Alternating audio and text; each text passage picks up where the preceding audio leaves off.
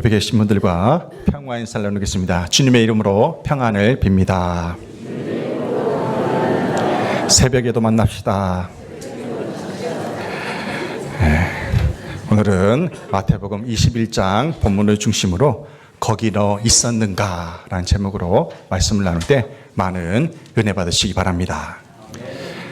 멕시코에 카포치아라는 유명한 조각가가 있었는데요. 이 카포치아는 도시민들에게 많은 존경과 인정을 받은 그런 유명한 사람이었습니다. 그런데 이 카포치아에게 시련이 찾아와요. 채석장에서 부족한 일손을 돕기 위해서 돌을 깨는 작업을 하다가 그만 큰 바위가 그 조각가의 오른손을 짓눌러 버린 거예요. 손을 쓸 수 없을 정도로 뭉개진 것입니다. 이 카포치아가 조각가인데 이 오른손이 생명과도 같은 손인데 쓸 수 없게 되자 전 세계를 돌아다니면서 이 손을 고치기 위해서 애를 썼어요. 하지만 소용이 없었습니다. 그때부터 이 카포치아가 하나님께 간절히 기도하기 시작합니다. 하나님, 걱정 대신에 희망을 발견하게 하옵소서. 염려 대신에 생각하게 하옵소서. 이렇게 주님께 이 손을 고칠 수 있는, 이 손을 쓸 수 있는 지혜를 달라고 간절히 기도했습니다. 그때부터 카포치아가 이제 간절히 기도하는 중에 큰 깨달음을 얻게 되는데요. 오른손이 사용할 수 없는 대신에 왼손이 있다는 것을 깨닫게 돼요. 큰 깨달음을 얻고 이제 이 조각가가 왼손으로 조각을 하는 연습을 합니다. 얼마나 피땀 어린 연습을 했겠어요? 끝내 이 카포치아가 오른손을 쓸 때보다 더 훌륭한 작품을 이 왼손으로 만들게 됩니다.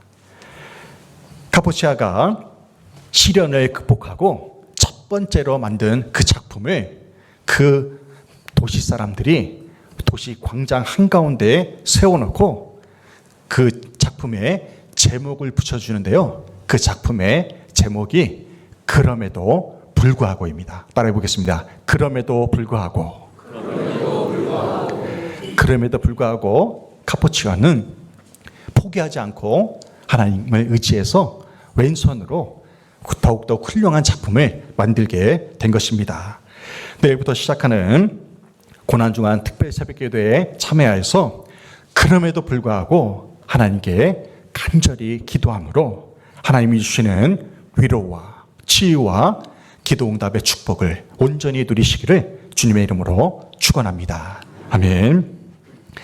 해마다 사순절이 되면 주님의 고난에 동참하는 의미에서 여러 가지 챌린지를 합니다. 성경 통독을 하고요. 또 새벽기도에 참여하기도 하고 미디어 금식을 하기도 합니다.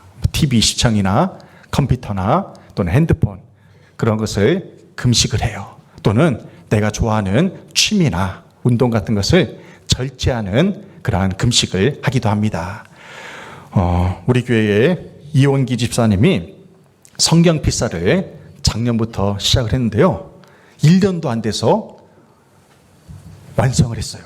박수 한번 주세요. 참 대단한 일이거든요. 이게 결코 쉬운 일이 아닙니다. 여러분들 보통 성경 필사를 완성하는데 3년 걸립니다. 평균 3년 정도 걸려요. 하루에 30분에서 1시간 정도 쓰면은 3년이 걸려요. 근데 이분이 1년도 채 안 돼서 362일 정도 만에 이것을 마무리했다는 것은요. 하루에 2-3시간 이상을 꾸준히 기록을 했다는 거예요. 얼마나 대단한 끈기입니까? 제가 이분의 곁에서 지켜보니까요. 성경 필사를 하면서 하나님이 놀라운 축복을 주시더라고요. 사업의 축복을 주셨어요. 형통의 축복을 주신 것입니다. 그 외에도 다른 은혜 받은 것을 기회가 되면 간증을 통해서 함께 나누고자 합니다. 우리는 주님의 고난에 동참하는 의미에서 이렇게 삶의 절제와 또한 경건의 시간을 갖는 은혜가 필요합니다. 내일부터 시작하는 고난주간 특별 새벽기도에 여러분들이 참여해서 특별히 한 가지 이상 삶의 절제를 결단했으면 좋겠어요.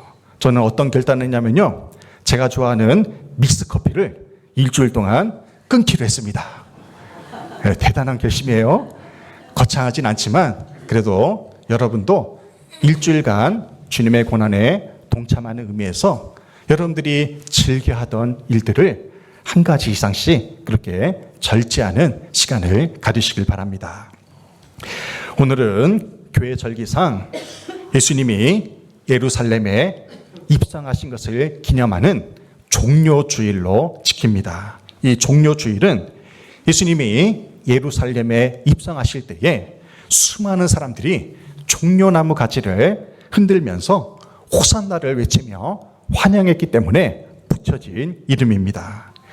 예수님의 그 예루살렘의 입성은 주님이 인류를 구원하시기 위해 이 땅에 오셨음을 공개적으로 선포하는 시간이었던 것입니다. 그래서 이 종려나무 가지를 흔들었잖아요. 이 종려나무 가지가 상징하는 것이 아름다움, 의, 승리를 상징을 합니다.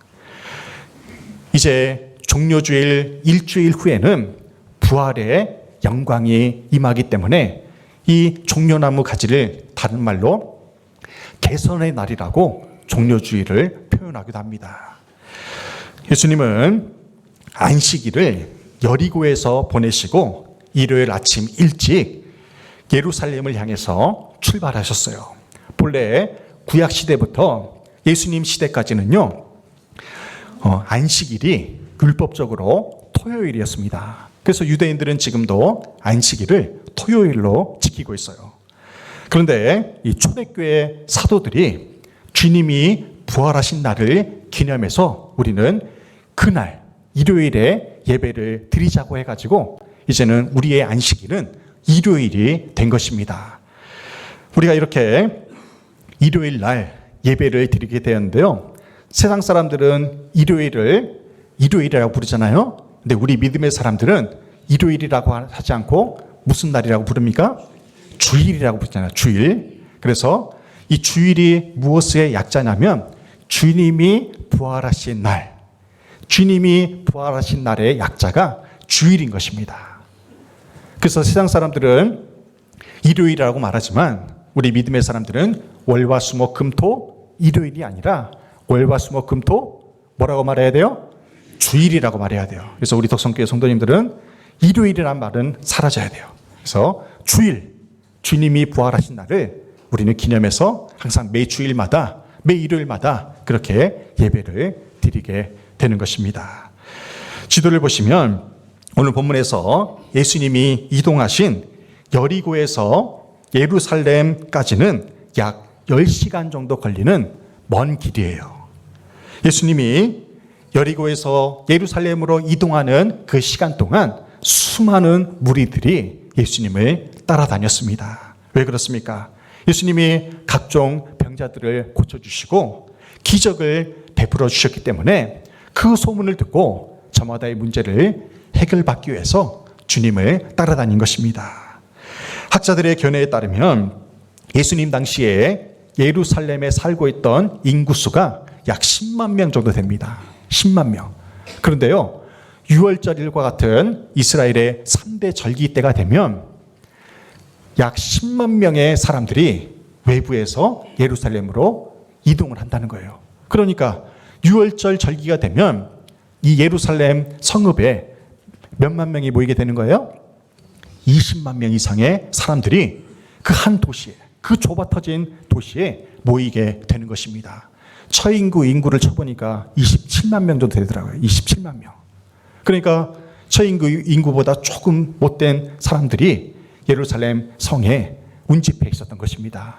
그때 예수님께서 예루살렘에 입성하시는 거예요. 그러니까 얼마나 많은 사람들이 예수님이 예루살렘에 입성하는 광경을 지켜봤겠습니까?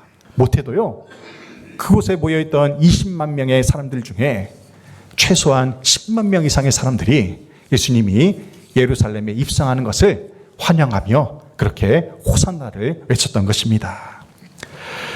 예수님은 주일 아침 일찍 그렇게 여리고를 떠나셔서 주일 오후 늦게 베다니의 벳바게에 이르게 되었습니다. 벳바게에서 주님은 제자 둘을 보내요. 아직 아무도 타보지 않은 어린 나귀 새끼를 끌고 오라고 그렇게 명하십니다. 이것은요, 예수님이 이 땅에 오시기 520년 전에 스가랴 선지자가 예언했던 말씀을 성취한 사건이 됩니다. 스가랴서 9장 9절에서 이렇게 말씀합니다. 시온에 따라 크게 기뻐할지어다. 예루살렘에 따라 즐거이 부를지어다. 보라, 내 왕이 내게 임하시나니 그는 공의로우시며 구원을 베푸시며 겸손하여서 나귀를 타시나니 나귀의 작은 것 곧 나귀 새끼니라. 아멘. 520년 전에 예언했던, 스가랴 선지자가 예언했던 그 말씀이 예수님이 예루살렘에 입성하실 때 어린 나귀 새끼를 타고 입성하심으로 성취가 된 것입니다. 얼마나 놀라운 일입니까? 예루살렘으로 입성하시는 그 예수님을 예루살렘 주민들이 어떻게 반겼는지 10절에 나와 있습니다. 10절 말씀을 함께 봉독하겠습니다. 예수께서 예루살렘에 들어가시니 온 성이 소동하여 이르되 이는 누구냐 하거늘. 아멘. 여기서 소동하여 이르되 그랬어요. 온 성이 소동했다고 했어요. 이 소동한다는 것이 헬라어로 세이오라고 하는데요, 지축이 흔들렸다는 것입니다. 땅이 흔들릴 정도로, 지진이 날 정도로 사람들이 발을 구르면서 예수님이 예루살렘에 입성하시는 그 모습을 환영했다는 것입니다. 여러분들 생각해 보세요. 10만 명 이상의 사람들이 한 번에 발을 구른다고 생각해 보십시오. 땅이 흔들리고도 맘다는 거예요. 그렇게 예루살렘 주민들이 예수님이 예루살렘에 입성하시는 것을 열렬히 열광적으로 환영했다는 것을 이 말씀을 통해서 알 수가 있습니다. 예수님이 예루살렘에 입성하시는 그 모습을요, 자세히 살펴보면 이상한 점을 발견할 수가 있어요. 당시 로마의 왕이나 개선 장군이 입성할 때에는요, 백마나 흑마를 타고 위풍당당하게 입성을 했어요. 하지만 예수님이 지금 뭘 타고 가시고 계세요? 나귀를 타고 가시는 거예요. 나귀를. 천민들이 타고 다니는 그 나귀를 타고 예루살렘 성에 입성하시는데 사람들이 막 환영하고 있는 거예요. 얼마나 초라한 모습입니까? 예수님이 입으신 옷도요, 그 당시에 장군들이 입은, 왕이 입는 그런 골룡표가 아니라, 멋있는 옷이 아니라 예수님의 직업이 보였어요. 목수의 아들이었잖아요. 비천한 목수의 아들이 입는 그 작업복을 입고 지금 예수님이 예루살렘 성에 입성하고 계시는 것입니다. 또한 예수님이 지나가시는 그 길 위에 왕의 신분을 나타내는 붉은색 양탄자를 깔아놓지 않았어요. 그죠? 사람들이 자기들의 겉옷을 깔아서 예수님이 입성하신 것을 환영했던 것입니다. 사람들이 예수님을 향해서 황금색 종이를 뿌리면서 환영하지도 않았어요. 그죠? 종려나무 가지를 흔들면서 예수님이 입성하는 것을 환영했던 것입니다. 예루살렘 주민들은 이렇게 초라한 행색을 하며 예루살렘 성에 입성하고 있는 예수님을 향해서 호산나 다윗의 자손이여 지금 우리를 구원하소서, 이렇게 지축이 흔들릴 정도로 열렬히 환영하고 있는 것입니다. 예수님이 예루살렘에 입성하는 모습을 보면요, 그야말로 코미디의 한 장면과 같다는 거예요. 정말로 초라한 행색을 한 그 예수님을 그럼에도 불구하고 예루살렘 주민들이 열렬히 환영을 하고 있는 것입니다. 여기서 질문을 합니다. 예루살렘 주민들이 정말이지 예수님이 참 메시아로 오신 분으로 알고 예수님을 열렬히 환영하며 영접을 했을까요? 아니라는 거예요. 무엇을 통해 알 수 있습니까? 불과 3일이 지난 후에 그들은 돌변을 해요. 호산나, 종려나무 가지를 흔들면서 열렬히 환영했던 그들이요, 불과 3일이 지난 후에 주님을 십자가에 못 박으라고 이제 함성을 지릅니다. 주님을 죽이라고 함성을 질러요. 그리고 5일이 지나서 어떻게 됩니까? 주님을 십자가에 못 박아 죽는 그러한 일들을 열렬히 환영했던 그 사람들이 자행을 하게 된 것입니다. 예루살렘 주민들이 기대하는 예수님의 모습은요, 정치적 메시아였어요. 지금 로마의 속국으로부터 우리를 해방시켜 달라고 그들이 원하는 메시아는 정치적 메시아였어요. 지금 그들의 질병의 문제, 물질의 문제, 고통의 문제를 해결해 줄 그러한 메시아를 기다리고 있었던 것입니다. 그런데 주님은 이 땅에요, 그러한 모습으로 오시지 않았잖아요. 예수님이 이 땅에 오신 목적이 뭐예요? 죽으러 오신 거예요. 인류의 죄를 대신 다 짊어지시고 죽으러 이 땅에 오신 것입니다. 예수님만이 참 하나님이시기에, 참 메시아이시기에, 완전한 흠이 없는 그런 하나님의 아들이시기에 인류의 죄를 대속할 수 있는 것입니다. 예수님은 마태복음 16장 24절에서 이렇게 말씀해요. 아무든지 나를 따라오려거든 자기를 부인하고 자기 십자가를 지고 나를 쫓을 것이니라. 아멘. 여기서 제자와 무리를 구분할 수가 있습니다. 예수님의 제자는 어떤 사람이냐면요, 말씀의 거울에 비추어서 끊임없이 자기를 부인하고 말씀에 순종하며 사는 사람이 참 제자인 것입니다. 제자는 주님이 주어주신 십자가를 지고 남이 보든 보지 않든 묵묵히 주님을 따르는 사람이 참 제자예요. 이어 반대로 무리는 어떤 사람입니까? 예루살렘 주민들처럼 자기 중심적인 신앙생활을 하는 사람이 무리라는 것입니다. 오직 자기의 이익에만 관심을 가지면서 자기에게 유익이 되지 않으면 언제든지 주님을 떠나는 사람이 바로 이 무리라는 거예요. 가룟 유다를 보세요. 돈 때문에 주님을 떠나버렸잖아요. 베드로와 요한은 어땠습니까? 끊임없이 자리 싸움을 하면서 그렇게 세상적인 것에 혈안이 되어 있었어요. 연세가 많으신 믿음 좋은 권사님이 있었어요. 그 권사님에게 딸이 하나 있었는데요, 그 딸이 학생 때 교회에서 상처를 받아가지고 오랫동안 교회를 나가지 않고 있었어요. 근데 이 권사님이 이제 연세가 드셔가지고 하나님 품에 안길 날이 머지 않았다고 직감해가지고 이제 그 딸에게 부탁을 합니다. 딸아, 마지막 엄마의 소원이니까 엄마를 데리고 교회를 가자. 그렇게 해서 이제 이 딸이 엄마의 손을 붙잡고 교회에 가게 된 거예요. 근데 때마침 주일 예배를 잘 드리고 나서 그날 재직회를 했는데, 재직회 때 또다시 고성이 오가는 거예요. 막 서로 성도들끼리 삿대질을 하고 막 교인들끼리 싸우는 모습을 이 딸이 또 보게 됩니다. 그러면서 엄마한테 화를 내면서 이 딸이 말을 해요. 엄마, 내가 이래서 교회 안 나간 거예요. 엄마, 이런 교회를 왜 나가는 거예요? 그러자 이 엄마가 딸의 손을 잡고 눈물을 흘리면서 이렇게 말을 합니다. 딸아, 너는 오랜만에 교회에 와서 참 많은 것을 보았구나. 그런데 엄마는 이제까지 신앙생활하면서 오직 하나님만 바라보면서 말씀만 들으면서 신앙생활했단다. 너도 어떠한 시끄러운 소리가 들릴지라도 오직 하나님만을 바라보면서 앞으로 신앙생활 열심히 했으면 좋겠다. 할렐루야. 이것이 참 제자의 모습이라는 것입니다. 무리들은요, 소음에 민감해요. 세상적인 것에 민감하고요, 외적인 것에 민감합니다. 하지만 주님을 따르는 참 제자는 오직 예수 그리스도만을 바라보면서 말씀 중심의, 기도 중심의 신앙생활을 감당한다는 것입니다. 예수님이 예루살렘에 입성하실 때 환호하고 열광했던 무리들은요, 자신의 뜻에 맞지 않은 그 예수님을 5일 후에 십자가에 못 박는 그러한 죄악을 범하고 맙니다. 오늘 예배에 참여하신 여러분들은 무리입니까? 제자입니까?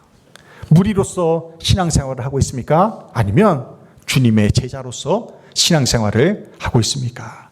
그럼에도 불구하고 자기를 부인하고 자기 십자가를 지고 오직 주님만을 바라보며 신앙생활하는 여러분이 되시기를 주님의 이름으로 축원합니다. 예수님이 예루살렘에 입성하신 이유는 죽기 위해 가신 것입니다. 주님은 죄가 없음에도 불구하고 다른 사람의 죄를 대신 짊어지시고 대속제물로 그렇게 죽으신 거예요. 따라해 보겠습니다. 예수님은 다른 사람이 아닌 나 때문에 죽으셨습니다. 내 죄 때문입니다. 할렐루야.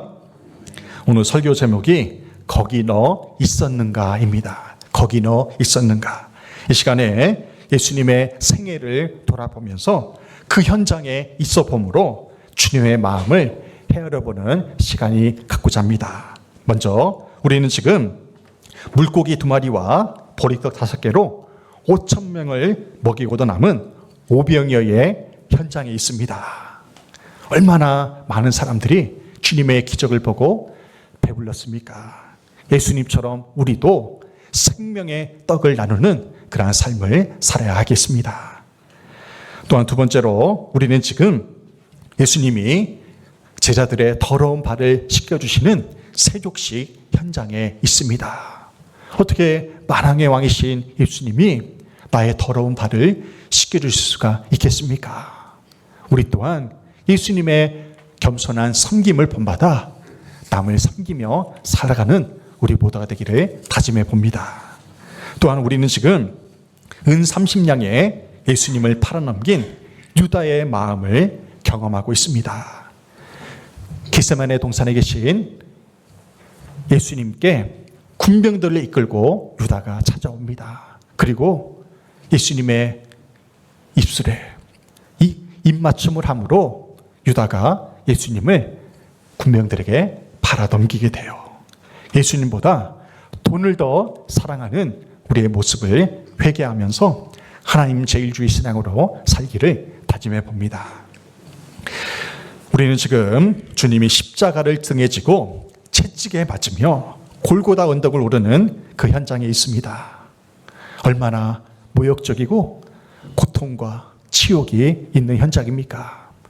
구레네 사람 시몬이 억지로 예수님의 십자가를 접은 것처럼 우리 또한 예수님의 십자가를 억지로 접습니다. 날 위해 고난당하신 주님, 날 위해 그 무거운 십자가를 지고 골고다 언덕을 향해 나아가신 그 주님을 어찌 찬양하지 않을 수 있겠습니까? 마지막으로 우리는 주님이 십자가에 못 박혀 달리신 그 죽음의 현장에 있습니다. 주님의 고난과 죽음을 통해 나의 죄에 대한 문제가 해결되었음을 믿음으로 고백하게 됩니다. 이제 다시는 예수님을 십자가에 못 박는 죄를 범하지 않겠노라 다짐해 봅니다. 예수님이 십자가에 달려 돌아가신 그 사건은 2000년 전에 머나먼 일이 아닙니다. 그 사건의 현장은 오늘날 우리의 삶의 자리에서도 지금도 여전히 재현되고 있습니다. 우리는 때로 가룟 유다와 같이 예수님을 세상의 물질과 바꾸려 하고 있습니다. 때로는 베드로처럼 하루에도 수십 번씩 주님을 모른다고 부인하며 살기도 합니다. 세상과 타협하는 우리의 삶이 주님을 또다시 법정에 세우고 골고다 십자가의 현장으로 몰아가고 있습니다. 네덜란드의 유명한 화가인 렘브란트가 그린 그림 중에 그리스도의 십자가라는 성화가 있습니다. 이 그림은요, 사람들이 십자가에 빙 둘러서서 예수님을 십자가에 못 박는 그 광경을 그린 그림이에요. 놀라운 사실이 뭐냐면요, 이 렘브란트라는 유명한 화가가 저 십자가 현장에 못을 받고 있는 그 사람들 중에 한 사람의 얼굴을, 자신의 얼굴을 그려넣었다는 것입니다. 렘브란트가 고백을 하는 거예요. 주님, 제가 주님을 십자가에 못 박은 사람입니다. 나의 죄로 인해서 주님이 십자가에 못 박히신 것입니다. 렘브란트가 이 그림을 볼 때마다 다시는 주님을 십자가에 못 박는 그 망치질하는 사람이 되지 않게 되기를 바라는 마음으로 이 성화를 그리게 된 것입니다.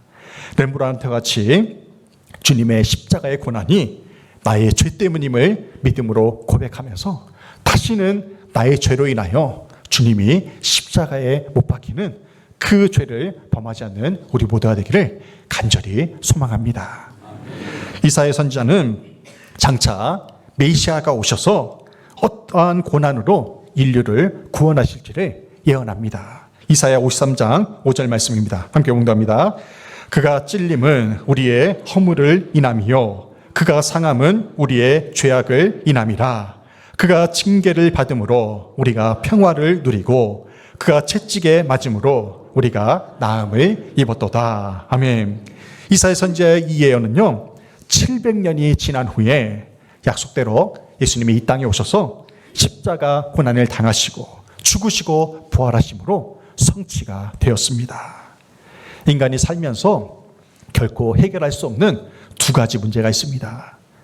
그 문제는 죄에 대한 문제이고요. 또 하나는 죽음에 대한 문제입니다. 사람은 누구나 원죄를 안고 태어나기 때문에 죄인입니다. 지금 유아실에 이철우 양수미 일사님이 이제 100일 좀 된 100일 못 된 아이를 안고 있는데요. 저 아이에게 죄가 있을까요? 없을까요? 있어요. 저 아무것도 모르는 해맑은 아이, 그냥 주는 밥 먹는 그 아이에게도요 죄가 있어요. 왜요? 아담과 하와의 죄로 인해서 그 후손으로 태어나는 모든 인류가 죄를 안고 태어나는 거예요. 그래서 인간은 모두가 태어날 때부터 죄인인 것입니다. 여러분 중에 죄 없는 사람 손 들어보세요. 아무도 없을 거예요.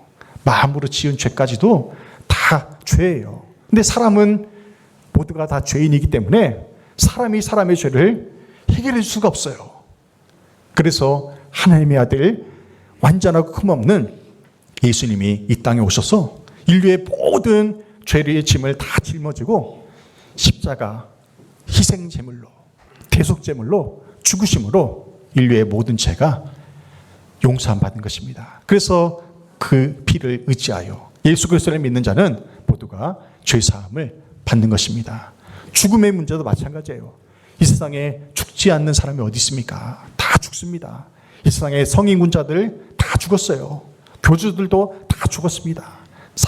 길게 살아야 100년을 살잖아요. 근데 예수님께서는 사망 권세 이기시고 성경대로 사흘 만에 다시 부활하심으로 인류의 죽음의 문제를 해결해 주신 것입니다. 이사야 선지자의 이 예언에는 기독교의 역설이 담겨져 있습니다. 기독교의 역설은요, 곧 십자가의 역설입니다. 예수님이 징계를 받고 채찍에 맞으시고 십자가에서 죽으심으로 말미암아 우리가 어떻게 됐어요? 비로소 평화를 누리고 나음을 잊게 된 것입니다. 우리가 지금 평화를 누리고 죄사함을 받은 이유가 무엇입니까? 나의 행위 때문이 아니라 전적으로 우리를 사랑하시는 하나님 아버지의 사랑 때문임을 믿으시기 바랍니다. 마지막으로 예언을 하나 드리고 말씀을 마무리하고자 합니다. 어느 날 예수님이 제자들에게 주님이 지셨던 똑같은 그 나무 십자가를 제자들에게 나눠주었어요. 그런데 제자들 가운데 가장 게으른 실라스라는 제자에게는요, 가장 무거운 나무 십자가를 쥐어준 거예요. 그래서 실라스가 그 십자가를 지고 나서 예수님께 불평을 합니다. 예수님, 저는 왜 다른 제자들보다 더 무거운 나무 십자가를 주신 것입니까? 힘들어서 못 지겠어요. 그랬더니 예수님이 이렇게 말씀하십니다. 실라스야, 십자가의 무게는 무거울수록 은혜가 더 크단다. 무거울수록 장차 너가 받을 상급이 더 크단다. 그 상급 얘기에 실라스가 그래도 순종하며 십자가를 지고 갑니다. 근데 십자가를 지고 가는 그 여정이 너무나 괴로운 거예요. 이 무거운 십자가를 땅에다 내팽개쳤어요. 며칠이 못 돼서.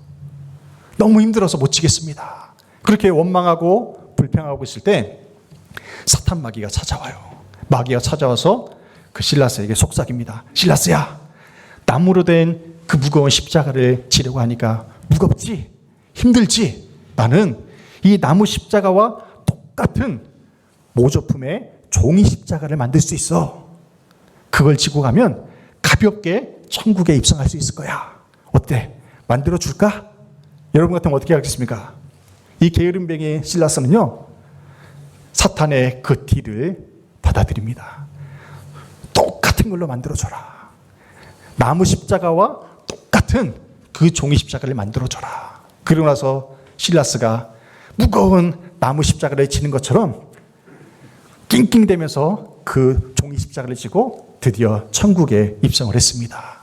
그리고 하나님 앞에 그 십자가를 천천히 무겁게 내려놓으면서 주님께 말씀해요. 주님, 제가 완수했습니다.